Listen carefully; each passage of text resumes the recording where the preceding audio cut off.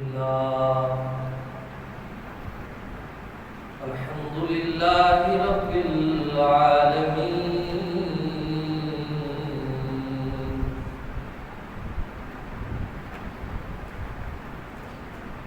والعاقبة للمتقين والصلاة والسلام على سيد الأنبياء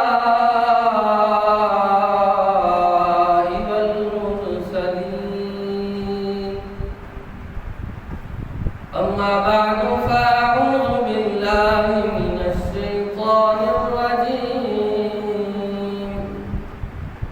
بسم الله الرحمن الرحيم أمن هو قانت آناء الليل ساجدا وقائما يحذر الآخرة ويرجو رحمة ربه قل هل يستوي الذين يعلمون والذين لا يعلمون إنما يتذكر أولو الألباب صدق الله مولانا العظيم وبلغنا رسوله النبي الكريم الأمين إن الله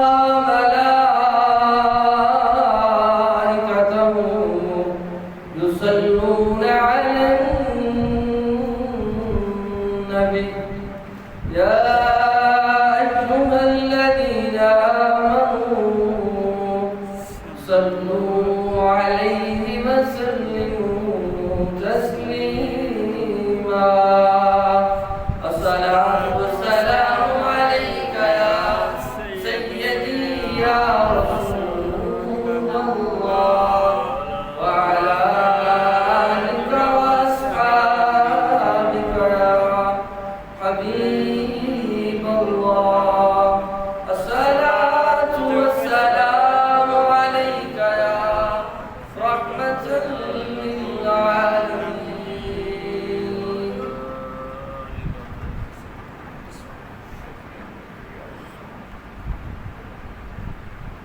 مولاي صل وسلم دائما أبدا على حبيبك خير الخلق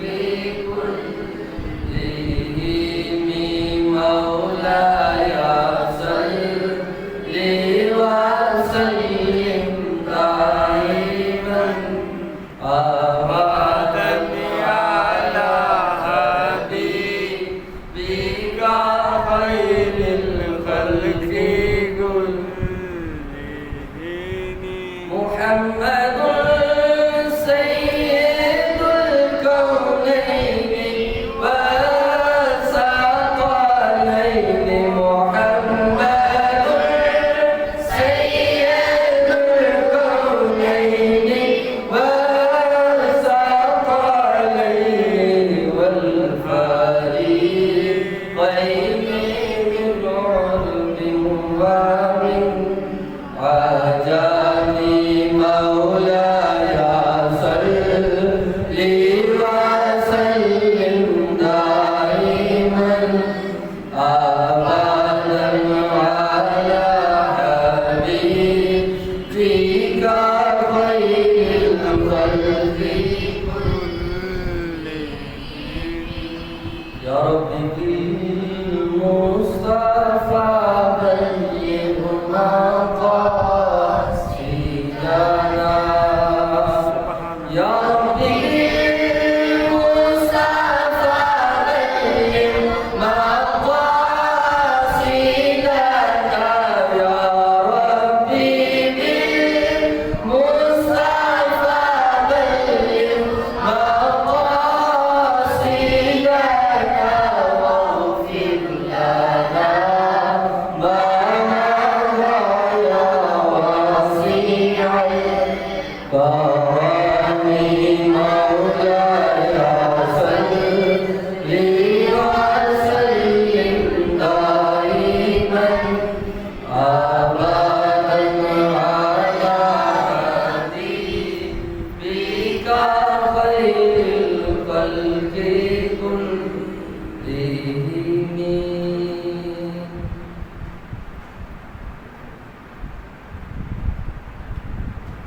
یا صاحب الجمال ویا سید البشر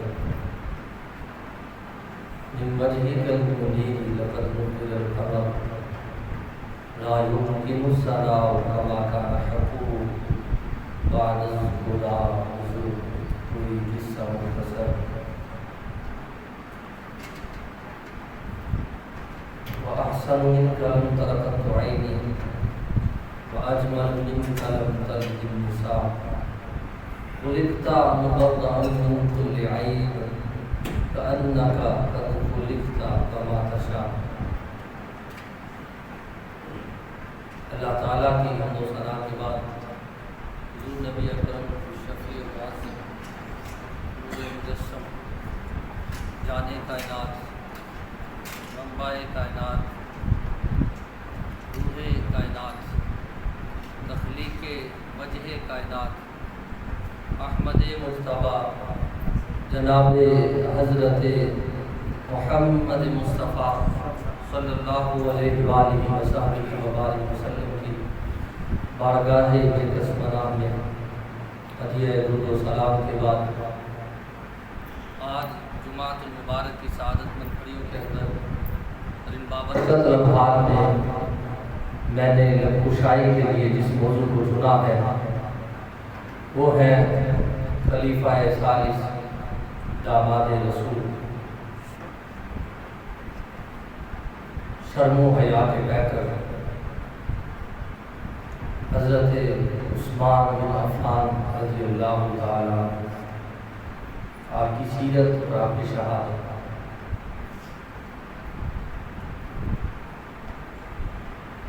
حضرت عثمان غنی رضی اللہ تعالی وہ صحابی ہیں کہ جن کو یہ اعزاز حاصل ہے کہ آپ حضور صلی اللہ علیہ وسلم کے ایک بار نہیں بلکہ 2 مرتبہ داماد ہیں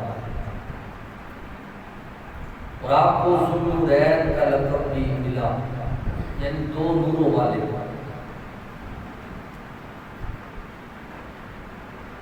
دو نوروں والے کہنے کی وجہ یہی ہے کہ حضور صلی اللہ علیہ وسلم کی 2 شہزادیاں ان کا نکاح آپ کے ساتھ ہوا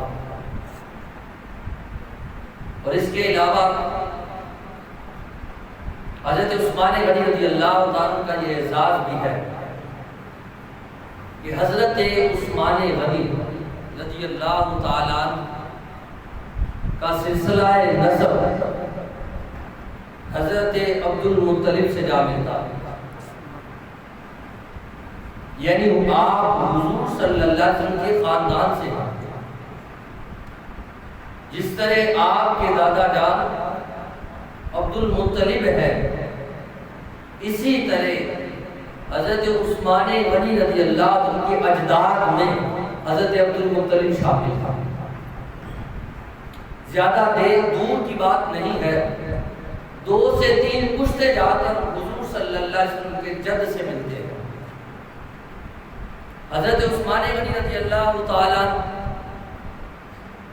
آپ شرم و حیا کے پیکر اس قدر ہے کہ آپ غسل بھی فرماتے ہیں تو غسل کرتے ہوئے حضرت عثمان غنی رضی اللہ تعالیٰ اپنے جسم سے کپڑوں کو جدا نہیں فرماتے تھے. جب آپ غسل کرتے تو جو سطر ہے اس کو چھپا کے رکھا کرتے. حضرت عثمان غنی رضی اللہ تعالیٰ کے متعلق قرآن مجید کے اندر موجود ہے امن ہوا قانت آناء اللیل ساجدا وقائما یحذر العاقبہ ویرجو رحمت ربی. ارشاد ربانی ہے کہ وہ شخص جس کی راتیں اس حال میں گزرے آناء اللیل ساجدا وقائما کبھی وہ سجدے میں ہے تو کبھی قیام میں ہے وَيَحْذَرُ الْآخِرَةَ اور آخرت سے بھی ڈرتا ساری رات عبادت بھی کرتا قیام بھی کرتا ہے سجدے بھی کرتا مگر حال یہ ہے وَيَرْجُو رَحْمَتَ رَبِّ وہ آخرت سے بھی ڈرتا ہے اور رب تعالیٰ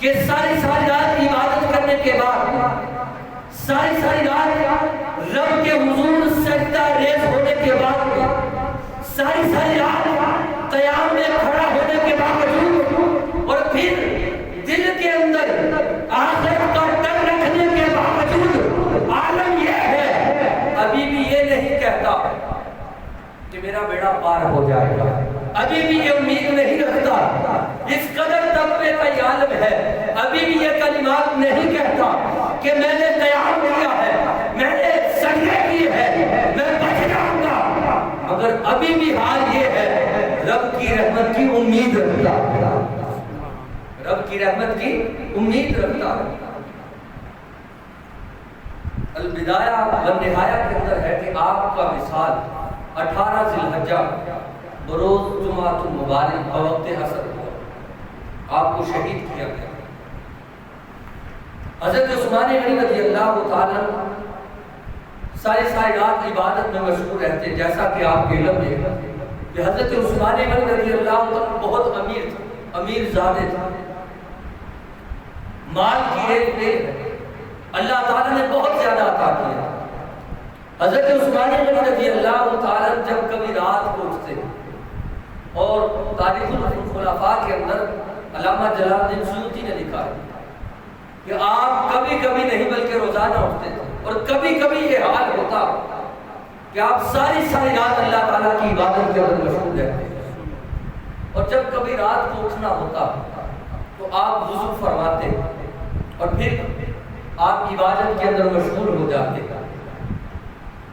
ایک دن گھر والوں نے کہا کہ اے عثمان غنی، تم رات کو اٹھتے ہو، عبادت کرتے ہو، مگر رات کو تم کسی غلام کو اٹھا کر وضو کے لیے مدد کیوں نہیں دیتے؟ کہ آپ رات کے پچھلے پہر اٹھتے ہیں تو وضو کرتے ہیں، پھر عبادت کرتے ہیں، تو آپ کسی غلام کو کیوں نہیں اٹھا لیتے کہ وضو بنانے میں آپ کی مدد کرے؟ تو حضرت عثمان غنی رضی اللہ عنہ نے جو جواب دیا، آپ فرماتے ہیں کہ میں رات کو اٹھتا ہوں، وضو کرتا ہوں، اور میں خود ہی وضو کر لیتا ہوں، میں کسی غلام کو اس لیے نہیں اٹھاتا کہ سارا دن وہ محنت کر کے تھکا ہوتا ہے، میرا جی نہیں چاہتا کہ میں کسی کو اٹھا کے کہوں کہ وضو میں میری مدد کر۔ یہ سادگی کا عالم ہے، اتنے امیر ہونے کے باوجود غلام گھر کے اندر موجود ہے، مگر باوجود اس کے اپنے غلاموں کو، نوکروں کو بھی تکلیف دینا گوارا نہیں سمجھتے۔ حضرت عثمان غنی رضی اللہ عنہ کے متعلق آتا ہے، ایام حج آتے ہیں تو حضرت عثمان غنی رضی اللہ تعالیٰ روزانہ حجر اسود کے سامنے کھڑے ہو جاتے ہیں اور 2 نفل ادا فرماتے ہیں، اور اسے بھی تاریخ الخلفاء کے اندر لکھا گیا کہ آپ 2 رکعت نفل ادا فرماتے ایام حج کے اندر، اور پہلی رکعت میں کھڑے ہوتے تو الحمد سے لے کر قرآن مکمل کر کے والناس تک پھر آپ رکوع میں جایا کرتے تھے۔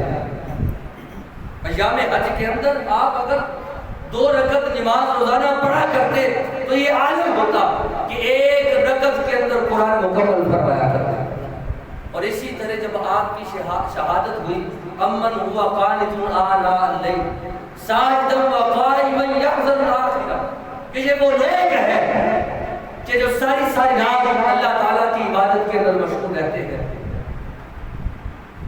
حضرت نائلہ رضی اللہ تعالیٰ عنہ، آپ کی زوجہ محترمہ، جو بوقت شہادت آپ کے قریب تھی، جب آپ کو شہید کیا گیا تو آپ نے چیخ ماری اور رو کر یہ الفاظ کہے، اے عثمان غنی کو شہید کرنے والوں، تم نے اچھا نہیں کیا، تم نے اس شخص کو شہید کیا ہے جو سارا دن روزہ رکھتا تھا اور رات کو روزانہ قرآن پاک مکمل کیا کرتا تھا، تم نے اس شخص کو شہید کر دیا۔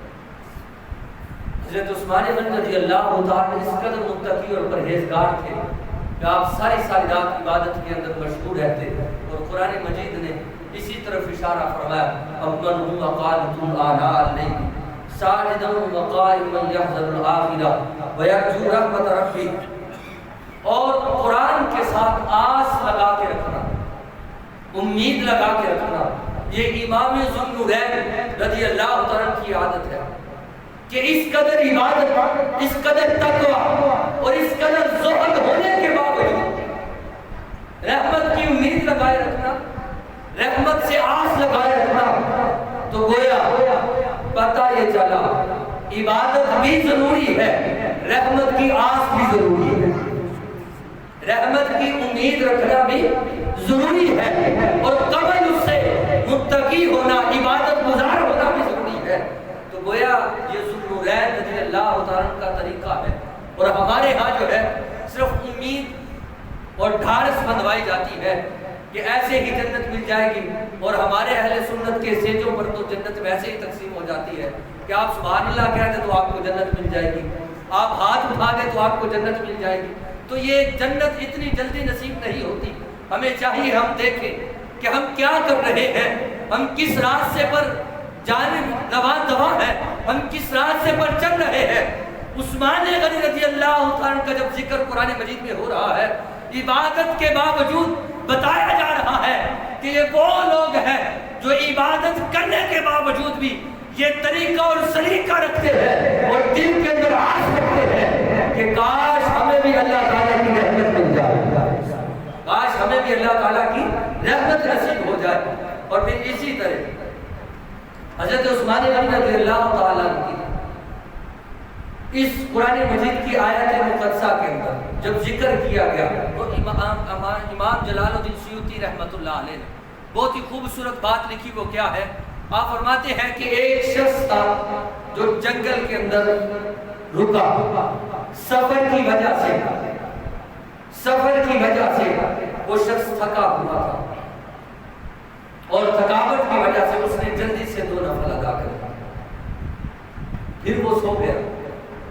سونے سے پہلے دل میں سوچا میں نے جلدی میں 2 نفل ادا کیے، کاش میں آرام سے ادا کر لیتا۔ وَيَرْجُو رَحْمَتَ رَبِّهِ قُلْ هَلْ يَسْتَوِي الَّذِينَ يَعْلَمُونَ وَالَّذِينَ لَا يَعْلَمُونَ۔ قرآن مجید ارشاد ربانی ہے، جاننے والے اور نہ جاننے والے کبھی برابر نہیں ہو سکتے، جاننے والے اور نہ جاننے والے کبھی برابر نہیں ہو سکتے۔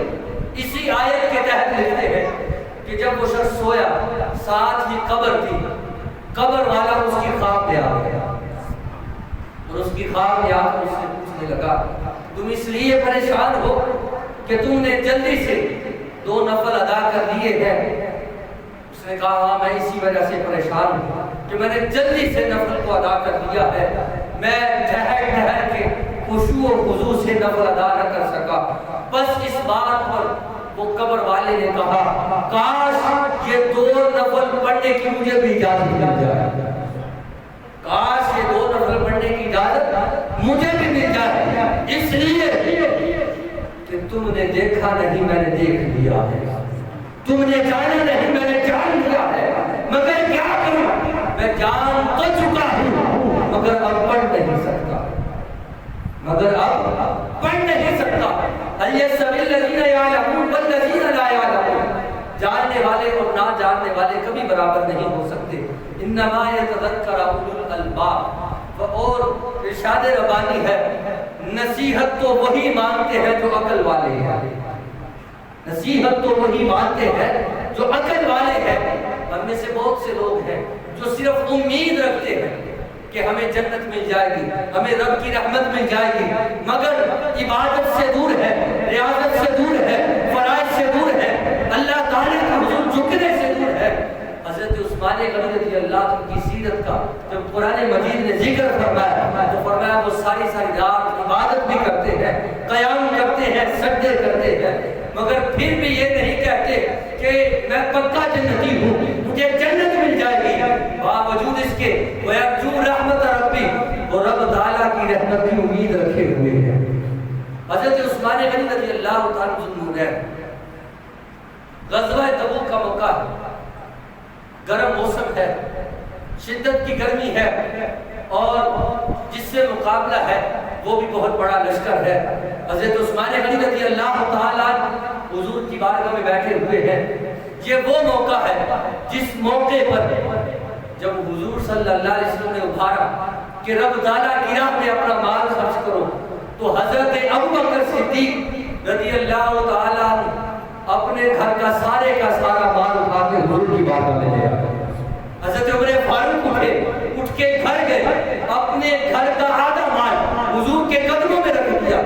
حضرت عثمان غنی رضی اللہ تعالیٰ آپ حضور کی بارگاہ میں بیٹھے ہوئے, کیونکہ جس سے جنگ کرنی تھی وہ سامنے لشکر بھی بہت بڑا تھا, شدت کی گرمی ہے, ادھر تعداد بھی زیادہ چاہیے, سواریاں بھی زیادہ چاہیے, زیادہ راہ بھی چاہیے.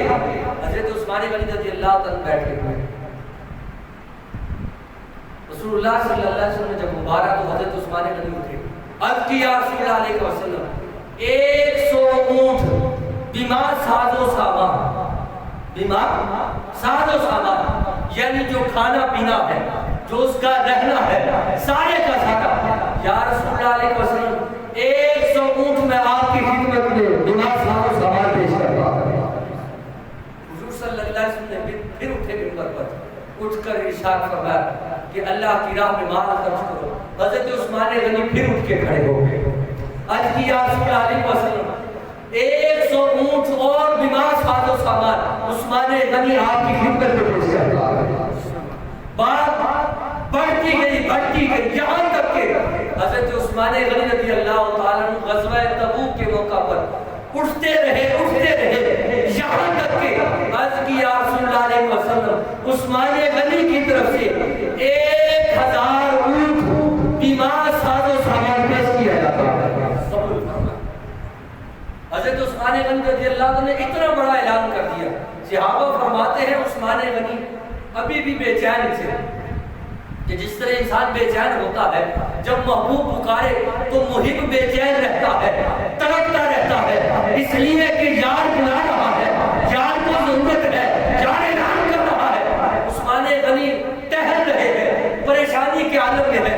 صحابہ کہتے ہیں ہم دیکھ رہے تھے عثمان غنی پریشان کیوں ہے, بات ختم نہیں ہوئی. پھر گھر گئے پھر حضور کی بارگاہ میں حاضر ہوئے. پہلے 1000 اونٹ تھا, پھر عرض کیا رسول اللہ علیہ وسلم 50 گھوڑے بیمار ساز و سامان, سرہے بھی ساتھ ہوگی, کھانا بھی ساتھ ہوگا. یا رسول اللہ علیہ وسلم عثمان غنی آپ کی خدمت میں پیش کرتا ہے. پھر حضرت عثمان غنی رضی اللہ تعالیٰ پریشانی کے عالم میں ہے اور حضور صلی اللہ علیہ وسلم اعلان کرتے جا رہے ہیں, صحابہ اپنا مال حضور کی خدمت میں پیش کرتے جا رہے ہیں, جہاد کے لیے جانا ہے. حضرت عثمان غنی رضی اللہ تعالیٰ پھر گھر گئے اور گھر سے 1000 سونے کے سکے لا کے حضور کی بارگاہ میں پیش کر دیے. حضور صلی اللہ علیہ وسلم نے ان سکوں کو دیکھا اور اس ڈبیا کے اندر سے نکالا اور اپنے ہاتھوں میں لیا اور ہاتھوں میں لے کر اچھالنے لگے. اور حضور صلی اللہ علیہ وسلم نے جملے ارشاد فرمایا اے عثمان تو نے اس قدر دین کے ساتھ مدد کی ہے, اللہ تبارک و تعالیٰ تجھے جنت عطا فرمائے, اللہ تعالیٰ تجھے جنت عطا فرمائے. اور اعلیٰ حضرت کے ایک خلیفہ ہے, انہوں نے بہت ہی خوبصورت یہ شعر لکھا ہے, کہتے ہیں گرمی پہ ہے بازار عثمان غنی کا, گرمی پہ ہے بازار عثمان غنی کا. یہ گرمی پہ بازار کا مطلب کیا ہے میں سمجھا دیتا ہوں. جس طرح منڈی کا ریٹ جو ہے وہ اب ہو جاتا ہے تو ہم کہتے ہیں منڈی بڑی گرم ہے, منڈی کا ریٹ بہت زیادہ ہے, تو اب یہاں وہ لکھتے ہیں گرمی پہ ہے بازار عثمان غنی کا, اللہ ہے خریدار عثمان غنی کا, اللہ ہے خریدار عثمان غنی کا. حضرت عثمان غنی رضی اللہ تعالیٰ نے اس قدر حضور صلی اللہ علیہ وسلم کی بارگاہ میں مال کو پیش کیا. اور اسی طرح جب معاملہ واقعہ آپ نے سنا ہوا ہے کنویں کا معاملہ, حضور صلی اللہ علیہ وسلم نے فرمایا جو شخص کنواں خرید کر وقف کرے گا, مختلف روایت, ایک روایت کے اندر آتا ہے کہ جو شخص کنواں خرید کر وقف کرے گا اس کے لیے جنت کے چشمے کا اعلان ہے, اس کے لیے جنت کے چشمے کا اعلان ہے. حضرت عثمان غنی رضی اللہ عنہ اس کافر سے ملے, کافر سے مل کر باتیں کی اور معاملہ طے پایا, پہلے آدھی قیمت ادا کی, وقف کر دیا, یہاں تک کہ وہ مجبور ہوا, اس نے سارے کا سارا ہوا. حضرت عثمان غنی رضی اللہ تعالیٰ کو وقف کر دیا, فرمایا یہ آپ کا ہے, قیمت آپ نے ادا کی. اور حضور کی بارگاہ میں حاضر ہوئے, عرض کیا رسول اللہ علیہ وسلم آپ کے حکم پر عثمان نے کنواں خرید کر سب کے لیے وقف کر دیا، سب کے لیے وقف کر دیا۔ میٹھے پانی کا ایک ہی کنواں تھا، کافی من مانی کرتا، مرضی کرتا، قیمت وصول کرتا، اور حضرت عثمان غنی رضی اللہ تعالیٰ عنہ نے اس کنویں کے عوض آپ نے جنت کا چشمہ خرید لیا۔ اور اسی طرح حضرت عثمان غنی رضی اللہ تعالیٰ کس قدر مال کو خرچ کرنے والے تھے۔ آپ غنی کا لقب ایسے نہیں آپ نے حاصل کیا، اور شریعت مطہرہ کے اندر امیر ہونا غنی نہیں ہے، امیر ہونا غنی نہیں ہے، بلکہ غنی وہ ہے جو امیر بھی ہو اور اللہ کی راہ میں خرچ کرنے کی طاقت بھی رکھتا ہو۔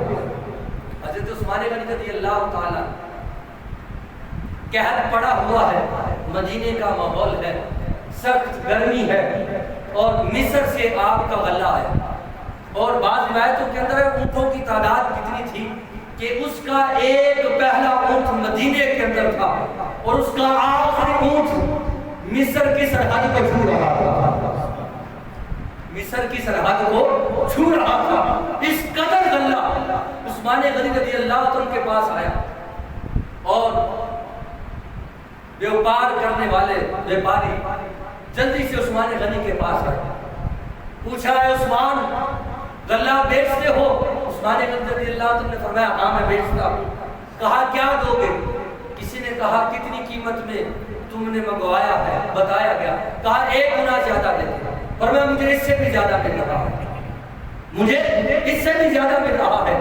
دوسرا ہوگا، اس نے کہا 2 گنا زیادہ، مجھے اس سے بھی زیادہ ملا، اس سے آگے کی بات کرو۔ کسی نے کہا 3 گنا زیادہ، کہا مجھے اس سے بھی زیادہ مل رہا ہے۔ وہ پریشان ہو گئے کہ مارکیٹ والے ہم ہیں، دکانیں ہماری ہیں، منڈی ہماری ہے، خریدتے بھی ہم ہیں، بیچتے بھی ہم ہیں، یہ کون ہے جس نے اس سے بھی زیادہ لگا دیا، اس سے بھی زیادہ قیمت لگا دی کہ 3 گنا زیادہ ہم دے رہے ہیں؟ عثمان غلہ بیچنے کو تیار نہیں۔ پوچھا گیا ہے عثمان بتاؤ کون ہے جس نے اتنی قیمت لگا دی کہ 3 گنا زیادہ تمہیں مال دے رہے ہیں مگر تو پھر بھی نہیں ہمیں دینے کو تیار؟ عثمان غنی رضی اللہ عنہ نے فرمایا ٹھہرو بتاتا ہوں، ٹھہرو بتاتا ہوں۔ غلاموں کو بلایا اور غلاموں کو بلا کر کہا اے غلاموں یہ سارے کا سارا غلہ مدینے کے چوکوں میں لے جاؤ اور سارے غریبوں میں تقسیم کر دو، اور کسی سے کوئی قیمت نہیں لینی۔ اور ان کو پکار کر کہا میرے رب کا وعدہ ہے تم 1 دو گے اور تجھے 10 گنا زیادہ ہوگا۔ میں نے اپنے رب کے ساتھ تجارت کر لی ہے، میں نے اس کے ساتھ بیوپار کر لیا ہے، میں نے اس کے ساتھ سونا بیچ کے اس کے ساتھ معاہدہ کیا ہے، بس میں بغیر قیمت کے سارے کا سارا غلہ مدینے کے غریبوں کو دے رہا ہوں۔ حضرت عثمان غنی رضی اللہ تعالی اس قدر آپ غنی تھے، اور اسی طرح آپ کی عادت مبارکہ حضرت عثمان غنی رضی اللہ تعالی کہ آپ ہر جمعے کو 1 غلام آزاد فرمایا کرتے تھے۔ کتنے غلام؟ 1 غلام ہر جمعے کو 1 غلام آزاد فرماتے۔ اور کبھی اگر ایسا ہوتا کہ ایک جمعے پیسے نہ ہوتے غلام خرید کر آزاد کرنے کے، تو آنے والے جمعے کو آپ 2 غلام آزاد فرمایا کرتے۔ اپنی ریت اور طریقے کو نہیں چھوڑتے کہ اگر ایک جمعے ہمت نہیں ہے تو اگلے جمعے غلام خریدتے اور 2 غلام آپ آزاد فرمایا کرتے۔ اسی طرح حضور صلی اللہ علیہ وسلم جب عمرے کے لیے تشریف لے گئے، اور صلح حدیبیہ کا معاملہ آپ نے سنا ہوا ہے، تفصیل میں نہیں جاتا، حضرت عثمان غنی رضی اللہ عنہ کو سفیر بنا کر بھیجا گیا، اور پھر اس موقع پر حضور صلی اللہ علیہ وسلم نے بیعت لی، اور بیعت لینے کے بعد حضرت عثمان غنی رضی اللہ عنہ موجود نہ تھے۔ حدیث مبارکہ ترمذی شریف بخاری شریف دونوں کے اندر موجود ہے۔ حضرت عثمان غنی رضی اللہ عنہ کی غیر موجودگی میں حضور صلی اللہ علیہ وسلم نے فرمایا یہ ایک عثمان کا ہاتھ ہے، ایک مصطفیٰ کا ہاتھ ہے، مصطفیٰ کا ہاتھ، اور میں ایک میرا ہاتھ ہے، ایک عثمان کا ہاتھ ہے، میں مصطفیٰ اپنے ہاتھ سے اپنے ہاتھ پر عثمان کی بیعت کرتا ہوں، عثمان کی بیعت کرتا ہوں۔ یہ عظمت، یہ فضیلت کسی صحابی کو حاصل نہیں کہ حضور نے فرمایا میرا ہاتھ عثمان کا ہاتھ ہے، میرا ہاتھ عثمان کا ہاتھ ہے. بات کو میں صرف اپنے نقطہ کی طرف لے کر جانا چاہوں گا. اور اسی بیعت کے موقع پر رب تعالیٰ نے قرآن مجید میں فرمایا ان الذین یبایعونک انما یبایعون اللہ ید اللہ فوق ایدیہم. وہ لوگ جنہوں نے بیعت کی انہوں نے مصطفیٰ کے ہاتھ پر نہیں بلکہ ید اللہ فوق ایدیہم, اللہ کے ہاتھ پر بیعت کی. پتہ یہ چلا اس وقت وہ ہاتھ مصطفیٰ کا ہاتھ نہیں خدا کا ہاتھ تھا, اور مصطفیٰ نے عثمان کے ہاتھ کو اپنا ہاتھ قرار دیا. تیرا پتہ یہ چلا یہ مقام حاصل ہے. رب تعالیٰ نے عثمان کے ہاتھ کو اپنا ہاتھ قرار دیا, عثمان کے ہاتھ کو اپنا ہاتھ قرار دیا ہے. اور کس لیے اور کیوں؟ ید اللہ, اس لیے کہ رب تعالیٰ نے اس ہاتھ سے ید اللہ والا ہاتھ بنا کر کلام اللہ کا کام لینا, کلام اللہ کا کام لینا. یہ قرآن مجید کو آپ نے جمع کرنا تو گویا حضرت عثمان غنی رضی اللہ عنہ کو یہ فضیلت حاصل ہے کہ نبی رحمت علیہ السلام نے فرمایا کہ میرا ہاتھ عثمان کا ہاتھ ہے, میرا ہاتھ عثمان کا ہاتھ ہے. اور ابن کثیر نے لکھا ہے, یہ روایت اگر سے تھوڑی سی ذوق ذکر کی جاتی ہے مگر فضیلت کے لحاظ سے, کہ نبی رحمت علیہ السلام نے فرمایا کہ جب میں جنت میں گیا جو جنت کے درختوں پر میں نے ابو بکر اور عمر کا نام دیکھا, اور جہاں جہاں ابو بکر اور عمر کا نام تھا اس کے ساتھ ہی جنت کے درختوں پر عثمان کا بھی نام لکھا, عثمان غنی کا بھی نام لکھا ہوا تھا. حضرت عثمان غنی رضی اللہ عنہ کا مقام بہت زیادہ ہے. اور حضرت عثمان غنی رضی اللہ عنہ جس طرح محبوب ہو یا کسی سے محبت ہو تو گھر میں کوئی چیز بنائی جائے تو انسان کہتا ہے یار یہ میرا دوست میرا بیٹی جو ہے وہ ساتھ رہتا ہے اس کے گھر میں بھی یہ چیز دے آؤ اچھی بنی. عثمان غنی رضی اللہ تعالیٰ عنہ نے ایک بار ایک اسپیشل جو تھا میدا اس کا حلوہ تیار کیا اور اس کے اندر شہد ڈالا, شہد ڈال کر وہ حلوہ تیار کر کے حضرت عثمان غنی رضی اللہ عنہ نے غلام کو حکم دیا کہ جاؤ جانے جانا صلی اللہ علیہ وسلم کی بارگاہ میں پیش کرو. جب وہ غلام گھر پہنچا تو گھر میں نبی رحمت علیہ السلام موجود نہ تھے. آپ کی زوجہ حضرت ام سلمہ رضی اللہ تعالی عنہا گھر میں موجود تھی. انہوں نے حلوہ کیا, حضور صلی اللہ علیہ وسلم کی تشریف لیا, اور پھر اس کے بعد حضرت ام سلمہ فرماتی ہے میں نے وہ حلوہ حضور کی خدمت میں پیش کیا, میں نے بتایا آپ کے غلام عثمان غنی نے آپ کے لیے یہ حلوہ بھیجا. اور حضور صلی اللہ علیہ وسلم نے جب تھوڑا سا کھایا اور پھر کھا کر خوش ہوئے, اتنا لذیذ اور اتنا اچھا تھا. حضرت ام سلمہ فرماتی ہے نبی رحمت علیہ السلام نے دعا کے لیے ہاتھ اٹھا دیا اور دعا کیا فرمائی کہ عرض کی اے اللہ عثمان تیری خوشنودی چاہتا ہے, میں تیری بارگاہ میں عرض کرتا ہوں مولا تو بھی عثمان سے راضی ہو جا, تو بھی عثمان سے راضی ہو جا. حضرت عثمان غنی رضی اللہ عنہ کو اس قدر فضیلت حاصل ہے. اور عابدہ زاہدہ عاتقہ حضرت فاطمہ الزہرا سلام اللہ علیہا کا نکاح کا موقع تھا. تو حضرت علی رضی اللہ عنہ کو حضور صلی اللہ علیہ وسلم نے فرمایا زنا بیچو اور کچھ سامان لے آؤ, نکاح پڑھتے ہیں, نکاح کا انتظام کرتے ہیں. حضرت عثمان غنی رضی اللہ عنہ سے راستے میں ملاقات ہوئی, کہا جی کدھر جا رہے ہو؟ عرض کیا عثمان غنی یہ زرہ بیچنے لگا ہوں, حضور کا حکم ہے اس لیے کہ زرہ بیچ کر میں شادی کا سامان جو ہے وہ تیار کرنا چاہتا ہوں, نکاح کا انتظام کرنا چاہتا ہوں. حضرت عثمان غنی رضی اللہ عنہ نے فرمایا اے علی یہ زرہ مجھے نہیں بیچ دیتے, یہ زرہ مجھے نہیں بیچ دیتے. حضرت علی رضی اللہ عنہ نے فرمایا ہاں بیچ دیتا ہوں, آپ خرید لیں. تو قیمت جو ہے وہ 600 درہم یا دینار مقرر کر دی گئی, قیمت آپ نے ادا کر دی. حضرت علی رضی اللہ عنہ جب قیمت پکڑ کر وصول کر کے جانے لگے تو حضرت عثمان رضی اللہ عنہ نے آواز دی, کہا میرے پیارے بھائی علی رک گئے. فرمایا تمہاری اور میرے معاملات جو ہے خرید و فروخت کے مکمل ہو گئے, تو نے زرہ مجھے دے دی, میں نے تجھے اس کی قیمت ادا کر دی, مگر رکو قیمت بھی لے جاؤ, زرہ میری طرف سے تحفے کے طور پر لے جاؤ, یہ زرہ اپنی مجھ سے تحفے کے طور پر لے جاؤ. گویا حضرت فاطمہ الزہرا سلام علیہا کے نکاح کا انتظام کرنے والے حضرت عثمان غنی رضی اللہ تعالیٰ.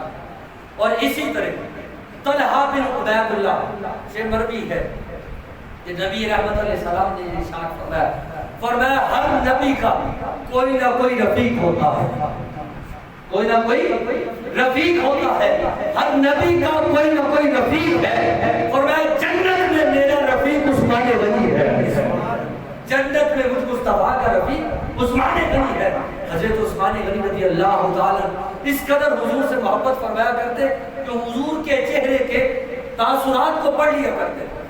آپ ایک مرتبہ کسی سفر پر گئے، 4 سے 5 دن گزر گئے، واپس پلٹے نماز ادا، حضور صلی اللہ علیہ وسلم کے چہرے کو دیکھا، حضور کے چہرے پر نقاہت کے آثار ہیں.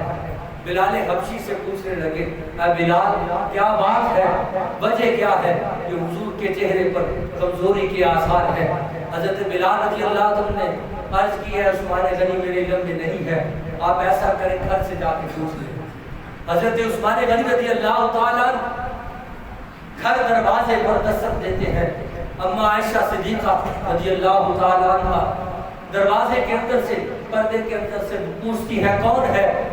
حضرت عثمان غنی رضی اللہ تعالیٰ آپ کے کلام کے انداز پر قربان جائے، آپ نے فرمایا اے عائشہ آپ کے در کا غلام عثمان ہے، آپ کے در کا غلام عثمان ہے، کس لیے آئے ہو؟ عرض کی اے اما عائشہ بتائیے گا حضور کے چہرے پر کمزوری کے آثار کیوں ہے؟ حضرت عثمان غنی رضی اللہ تعالیٰ جب یہ کلمات سنے اور آپ نے یہ جواب دیا، وہ جواب کیا تھا، اور آپ دوڑے یہ کلمات سن کر. حضرت عائشہ صدیقہ رضی اللہ تعالیٰ عنہ نے فرمایا اے عثمان نبی رحمت علیہ السلام نے 4 سے 5 دن سے کھانا نہیں کھایا. حضرت عثمان غنی دوڑ پڑے، گھر گئے، اناج اٹھایا کندھے پہ رکھا اور فوراً حجرہ رسول صلی اللہ علیہ وسلم کی طرف دوڑے، دروازے پر دستک دے کر کہنے لگے عائشہ ایسا نہیں ہوتا کہ آپ پردے کے اندر چلی جائیں اور مجھے گھر میں آنے کی اجازت میسر ہو. حضرت عائشہ صدیقہ رضی اللہ تعالیٰ عنہ پردے کے اندر چلی گئی. حضرت عثمان غنی رضی اللہ تعالیٰ کے غلام پوچھتے ہیں، کہتے ہیں، عرض کرتے ہیں آپ یہ اناج مجھے دے دیں. حضرت عثمان غنی رضی اللہ عنہ فرماتے ہیں نہیں میں یہ کام خود کروں گا، اس لیے کہ آقا کا کام کرنا نوکروں کی ذمہ داری ہے، یہ کام میں تمہیں نہیں دے سکتا، خود گئے. حضرت عائشہ صدیقہ فرماتی ہے میں دیکھ رہی تھی پردے کے پیچھے سے کہ عثمان بھوکے مار مار کر آگ کو جلا رہے تھے. اور پھر آپ نے کھانا تیار کیا، سالن تیار کرنے کے بعد آپ نے روٹی خود پکائی. حضرت عائشہ صدیقہ فرماتی ہے امیر زادہ ہی ہوتا ہے. حضرت عثمان غنی ایک امیر زادے تھے اور امیر زادہ کا کام نہیں کرتا اور گھر کے اندر کام بہت کم کیا کرتے ہیں. حضرت عائشہ صدیقہ فرماتی ہے میں دیکھ رہی تھی کہ جب عثمان روٹی بنا رہے تھے تو آپ کے ہاتھ جل رہے تھے، اس لیے کہ کھانا بنانا نہیں آتا تھا مگر خود بنایا. جب کھانا تیار ہو گیا، سالن تیار ہو گیا، روٹی تیار ہو گئی، مسجد نبوی میں گئے اور نبی رحمت علیہ السلام کی بارگاہ میں ہاتھ جوڑ کر عرض کرنے لگے یا رسول اللہ علیہ وسلم آپ حجرے میں تشریف نہیں لاتے؟ حضور صلی اللہ علیہ وسلم نے فرمایا وجہ کیا ہے؟ عرض کیا رسول اللہ علیہ وسلم وجہ بعد میں بتاتا ہوں، آپ میرے ساتھ حجرے میں چلیے. حضور صلی اللہ علیہ وسلم جب حجرے میں پہنچے، حضور صلی اللہ علیہ وسلم کی خدمت میں کھانا پیش کیا اور حضرت عثمان غنی رضی اللہ تعالیٰ دیکھتے رہے کہ 4 دن سے میرے نبی نے کھانا نہیں کھایا. اور جب پہلا لقمہ توڑ کر منہ کے اندر ڈالا، حضرت عائشہ صدیقہ فرماتی ہے حضرت عثمان غنی تڑپ اٹھے اور تڑپ کر کہنے لگے یا رسول اللہ علیہ وسلم درہم اور دینار قبول فرمائیے، عثمان کا مال کس لیے ہے اگر آپ کے لیے نہیں ہے؟ یا رسول اللہ علیہ وسلم عثمان بھی آپ کا ہے، عثمان کا مال بھی آپ کا ہے. یا رسول اللہ علیہ وسلم اگر آپ خاکوں سے زندگی بسر کریں تو عثمان کا مال کس کام کا، کس کے کام آئے گا؟ یا رسول اللہ علیہ وسلم آپ مجھے معاف کر دیجئے، میں کسی کام سے گیا تھا، اگر نہ آپ کے جسم پر یہ نکاحت میں کبھی برداشت نہ کرتا اور فوراً علاج لے کر حاصل ہوتا. اور آپ یہ کلمات کہہ کر نکل پڑے، ابھی باہر نکل بھی رہے تھے کہ حضرت عائشہ صدیقہ عائشہ الصدیقہ رضی اللہ تعالیٰ عنہ فرماتی ہے حضور صلی اللہ علیہ وسلم نے حضرت عثمان غنی رضی اللہ عنہ کے جانے کے بعد پھر آپ نے ہاتھ اٹھائے اور ہاتھ اٹھا کر یہ دعا مانگی، اے مولا میں عثمان سے راضی ہوں، تو بھی راضی ہو جا، تو بھی راضی ہو جا۔ حضرت عثمان غنی رضی اللہ تعالیٰ عنہ کے لیے یہ کلمات بھی ارشاد فرمایا اے مولا میں عثمان سے راضی ہوں، تو بھی راضی ہو جا۔ اور روایت کے اندر آتا ہے حضور صلی اللہ علیہ وسلم نے یہ کلمات بھی ارشاد فرمایا، عثمان تیرے مال نے اس قدر اسلام کو فائدہ دیا ہے، آج کے بعد جو مرضی کرے تجھے جنت لکھ دی گئی ہے، تجھے جنت ملے گی ہے، تیرے نصیب میں جنت ضرور ہے۔ حضرت عثمان غنی رضی اللہ عنہ حضور کی بارگاہ میں اس طرح محبت سے پیش ہوتے تھے اور حضور صلی اللہ علیہ وسلم کا ادب کرتے تھے۔ اور پھر ایک وقت آیا حضرت عثمان غنی رضی اللہ تعالیٰ ایک گھر کے اندر محصور کر دیے گئے، 3000 کا لشکر ہے، ایک بصرہ سے آیا، ایک مصر سے آیا، اس طرح مختلف مقامات سے 3000 افراد نے حضرت عثمان غنی رضی اللہ عنہ کے گھر کا محاصرہ کر دیا۔ صحابہ حاضر ہوتے رہے، عرض کرتے رہے عثمان آپ حکم فرمائیں، ہم ان کے ساتھ جنگ کرتے ہیں۔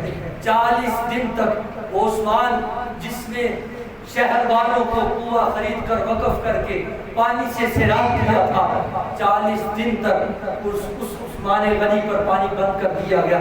عمر 82 سال ہے اور خلیفہ المسلمین ہے، اور گھر کے اندر ازواج بھی ہے، 2 بیٹیاں بھی ہیں، 2 ازواج ہیں۔ حضرت عثمان غنی رضی اللہ تعالی دن رات عبادت کے اندر مشغول ہے۔ حضرت عثمان غنی رضی اللہ عنہ نے فرمایا اے میرے پیارے صحابہ میں جنگ کی اجازت نہیں دیتا، اس لیے کہ میں نہیں چاہتا میرے محبوب کے حرم کے اندر کسی کا خون بہے، میں کسی کو جنگ کرنے کی اجازت نہیں دیتا۔ غلاموں نے تلواریں اٹھائی، اے عثمان آپ اجازت دیں۔ حضرت عثمان غنی رضی اللہ عنہ نے اعلان کر دیا میرا حکم بھی ہے اور جو شخص میرے حکم پر عمل کرے گا میں اس غلام کو آزادی کی اجازت دیتا ہوں۔ اور ایک مرتبہ کس قدر غلام آزاد فرمایا کرتے، حضور کی دعوت فرمائی، حضور گھر سے نکلے، حضرت عثمان غنی پیچھے پیچھے ہے، حضور کے قدم گر رہے ہیں کہ حضور کتنے قدم رکھتے ہیں، ایک ایک قدم کو گنے جا رہے ہیں۔ رسول اللہ صلی اللہ علیہ وسلم نے دیکھا کہ عثمان قدموں کو گن رہے ہیں، پوچھا عثمان یہ کیا کر رہے ہیں، یہ کیا کر رہے ہو کہ میں قدم اٹھاتا ہوں تم گنتے ہو؟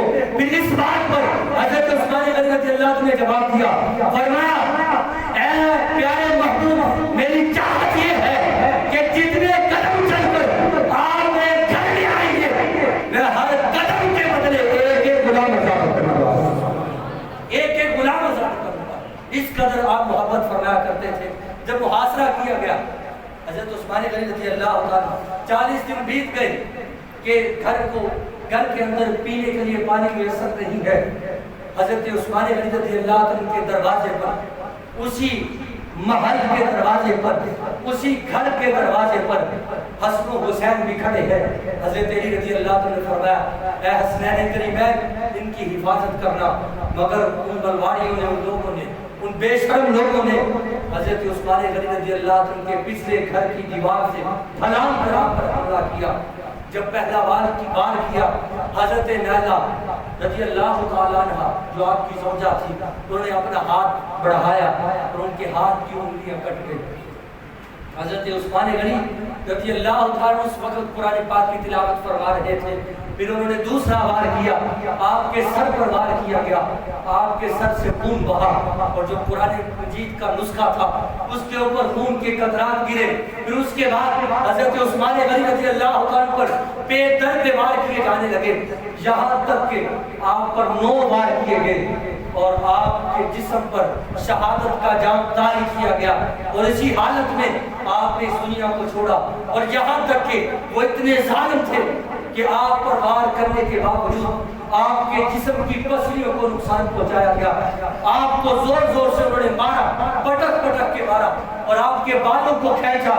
حضرت عثمان غنی رضی اللہ عنہ نے اف تک نہ کی اور وہ مارتے رہے یہاں تک کہ آپ نے جام شہادت نوش فرمایا اور مدینے کے اندر کوہرام مچا کہ خلیفہ ثالث داماد رسول شرم و حیا کے پیکر حضرت عثمان غنی رضی اللہ عنہ کو شہید کر دیا گیا.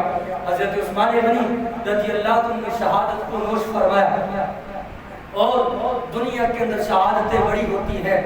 آپ بھی جانتے ہیں، میں بھی جانتا ہوں کہ جو مرتا ہے اس دنیا سے جاتا ہے، اس کا خون جس جگہ پر گرتا ہے قیامت کے دن وہ ریت کے ذرے، وہ دریا کے پانی کے قطرے قیامت کے دن اس کی شہادت کی گواہی دیں گے. یا عثمان تیری شہادت پر قربان جائے، تیری عظمت پر قربان جائے، تیرے رتبے پر قربان جائے. عالم یہ ہے کہ حضرت عثمان غنی رضی اللہ تعالیٰ جب قیامت کے دن اٹھیں گے تو ریت کے ذرے گواہی نہیں دیں گے، جہان کے اندر چلنے والے پانی گواہی نہیں دیں گے، بلکہ عثمان کی شہادت کی گواہی قرآن کے اوراق دیں گے. قرآن کے اوراق دیں گے. جب قیامت کے دن آپ اٹھیں گے تو قیامت کے دن قرآن کے اوراق گواہی دیں گے. کس قدر لگاؤ تھا، قرآن کو جمع کیا، جامع القرآن کہے قرآن پاک کے نسخوں کو تیار کیا، مرتے تب تک قرآن ہاتھوں میں تھا. اور قیامت کے دن بھی جو شخص جو عمل کرتا مرے گا اسی عمل سے اٹھے گا. قیامت کے دن جب عثمان غنی اٹھیں گے تو قرآن کی تلاوت کرتے ہوئے فَسَيَكْفِيكَهُمُ اللَّهُ وَهُوَ السَّمِيعُ الْعَلِيمُ. یہ تلاوت فرما رہے تھے اور قرآن کی اسی آیات مقدسہ پر آپ کے خون کے قطرے گرے کہ اللہ میرے لیے کافی ہے. اور حضرت عثمان غنی رضی اللہ تعالیٰ نے اسی طرح شہادت کو نوش فرمایا. اور دنیا کے اندر رہتے ہوئے زندگی کے اندر ہی یہ معلوم ہو چکا تھا، حضور نے فرما دیا تھا کہ عمر بھی شہید ہے اور عثمان بھی شہید ہے. عمر بھی شہید ہے اور عثمان بھی شہید ہے. مظلوم مدینہ حضرت عثمان غنی رضی اللہ عنہ حیا کیا کرتے. آج میں صرف اتنا کہنا چاہوں گا نوجوان نسل سے بھی اور میں اپنے آپ سے بھی اور آپ سب لوگوں سے، ہمیں چاہیے ہم عثمان غنی رضی اللہ عنہ کی سیرت پر چلیں، بے حیائی کو فروغ نہ دیں بلکہ حیا کے پیکر بنیں. جو مال اللہ تعالیٰ نے دیا ہے اس مال کو اللہ کی راہ میں خرچ کریں جس طرح عثمان غنی رضی اللہ عنہ کرتے رہے. اللہ تبارک و تعالیٰ مجھے بھی اور آپ کو بھی سیرت عثمان غنی رضی اللہ عنہ پر چلتے ہوئے زندگی بسر کرنے کی توفیق عطا فرمائے. وآخر دعوانا الحمدللہ.